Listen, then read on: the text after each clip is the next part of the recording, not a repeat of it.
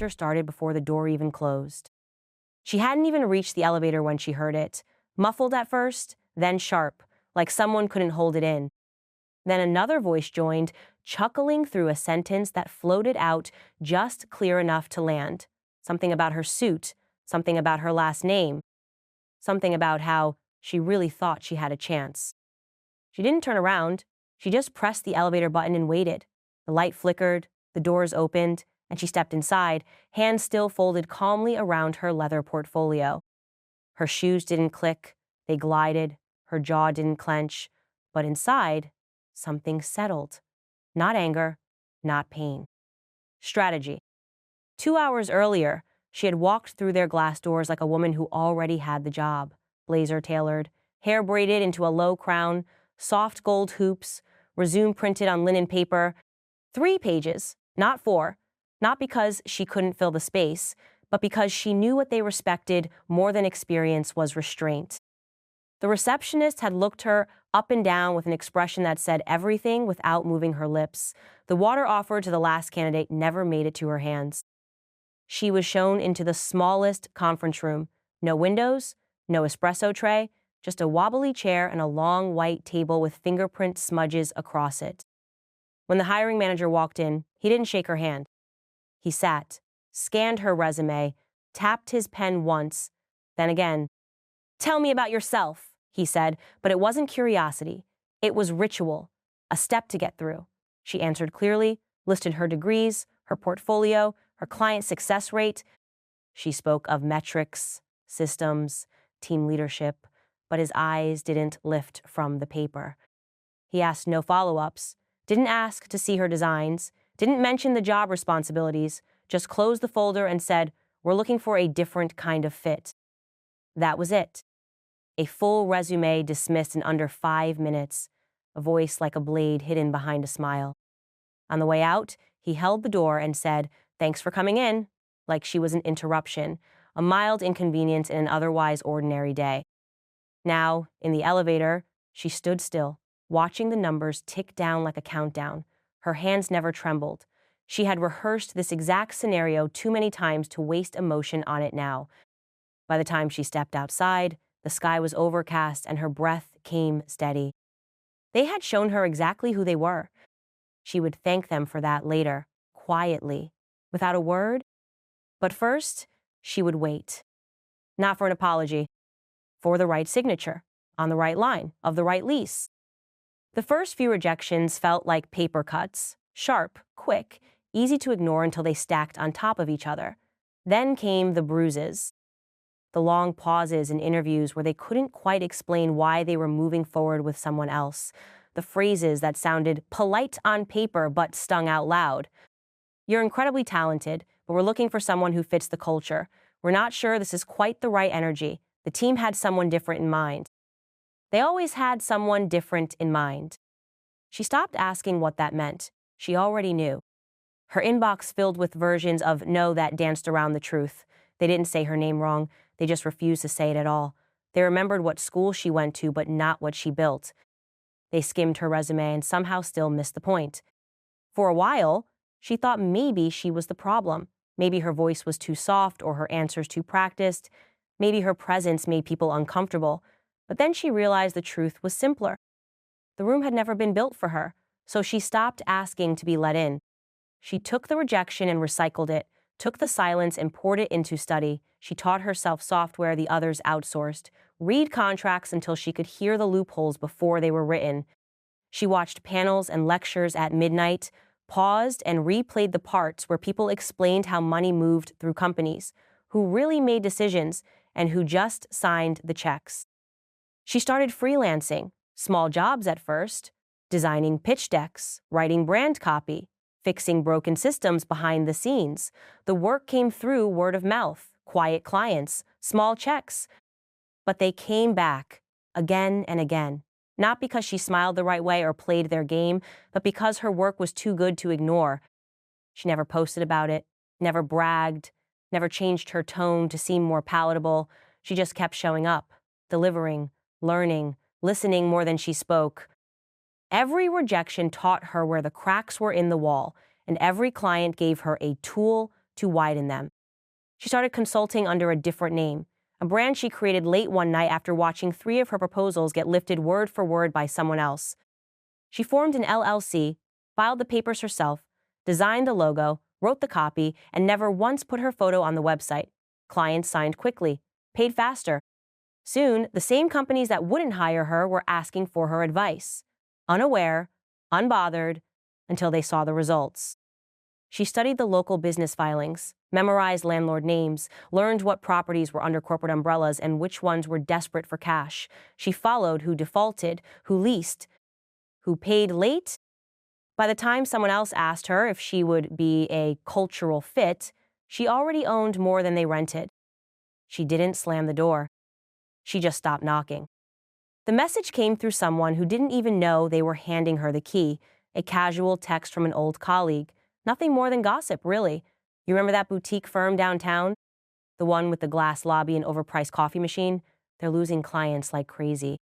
She didn't respond right away, just sat with it, let the words land gently. Then she opened her laptop and started digging. The agency's website still looked polished, crisp graphics, language full of confidence. But the cracks were showing. No new client updates, a broken link where the portfolio used to be. On LinkedIn, a few former employees had quietly updated their job status to open to work. One of their founders had started posting motivational quotes, too many of them.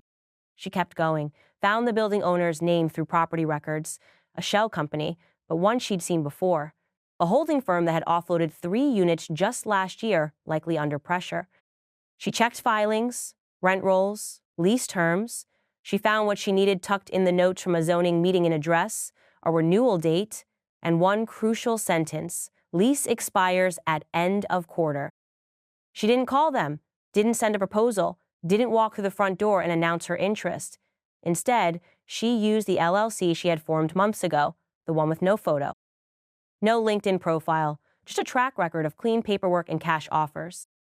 She made it simple. No contingencies, no inspections, no financing delays, just numbers on a page and the guarantee of a quick close, the kind of deal a tired landlord cannot ignore.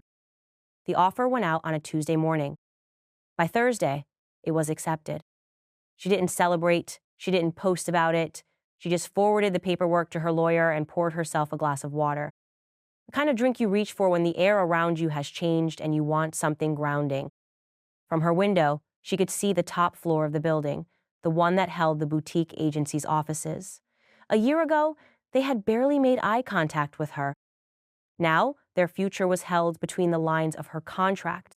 She hadn't forgotten the interview, the way they smiled without seeing her, the way they used polite language to cover their contempt, the way they laughed when they thought she couldn't hear. She remembered all of it. But she wasn't here to make them remember. She was here to let them keep walking in circles, unaware the floor was shifting. Sometimes the best revenge isn't loud. It's paperwork, it's patience. It's handing someone the rope and watching them keep tugging, unaware of the knot tightening behind the scenes. She didn't want to take their jobs. She wanted to make sure they had to sign their own goodbye. The papers were signed, the ink had dried, the building was hers. There was no announcement, no press release, no LinkedIn update or celebration dinner, just a plain envelope mailed to each tenant, inside a formal letter on letterhead from the management company. Standard formatting, polite language, new terms. For most tenants, the change was minor, a slight increase in monthly rent to match market value, manageable, expected, barely enough to cause a ripple. But one envelope carried something else. For the boutique agency, the rent would now be double. It was not personal, not in writing, at least, just business. A numbers shift justified by square footage and late payment history, a clause buried deep in their lease had protected them for only 1 year. After that, the rate was subject to adjustment with 30 days' notice. She gave them 60. Because she could. The email arrived on a Monday morning, time-stamped exactly at 9 o'clock. The subject line was simple: updated lease terms for suite 302. The panic started almost immediately. By noon, the agency's office manager had replied with a question thinly veiled as concern. Just wanted to confirm this wasn't a typo. Surely there was a misunderstanding. Their lease had always been consistent. They'd been loyal tenants. Surely someone could reconsider. No one did. The second email arrived from one of the partners. It came with phrases like long-standing relationship and willingness to negotiate. It closed with an offer to meet in person to discuss the new terms. The message was sent with urgency, but without power. She didn't reply. Instead, she forwarded both emails to her assistant and told her to file them under lease correspondence. Nothing more. By Wednesday, they tried calling, left voicemails with increasingly nervous tones. One of them stopped by the property management office in person, demanding to speak to someone. The front desk directed him to the letter. The name on the lease was listed clearly, the LLC, the signature. They still didn't know it was her. They were begging someone faceless, and she intended to keep it that way. It wasn't about revenge anymore. Not exactly. It was about clarity, about cause and effect, about letting them feel what it's like to be on the outside of a decision, to not be invited into the room, to be handed terms instead of options. They spent the rest of the week scrambling, calling banks, cutting costs, laying off 2 junior staff members to try and float the new numbers. The receptionist's hours were reduced. One of the partners suggested moving locations, but the lease terms tied them for 3 more months unless they paid a penalty. They couldn't afford that either. Every corner they turned, they hit a wall, and that wall had her signature on it. She watched it unfold quietly. She said nothing, because the time for words had already passed. Now came the silence they earned, the kind that doesn't echo, just lingers. It began with the blinds. They used to keep them open all day, letting sunlight spill across their glass-walled corner office like a spotlight. Every time she passed the building, even before she owned it, she remembered seeing them gathered around tall coffee tables and whiteboards, brainstorming like the future was theirs alone to shape. The blinds always stayed open, until they didn't. She noticed the change one morning. The windows were covered, half-drawn. The light inside flickered dimmer than usual, artificial and stretched thin.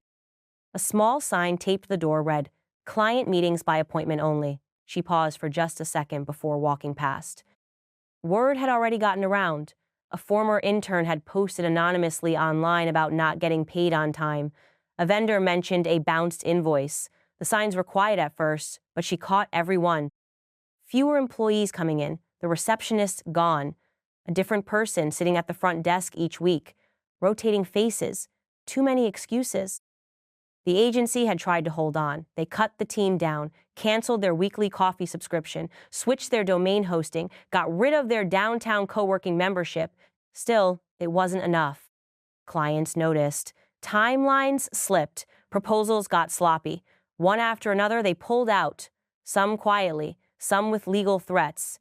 It didn't matter. The result was the same. Silence where there used to be energy.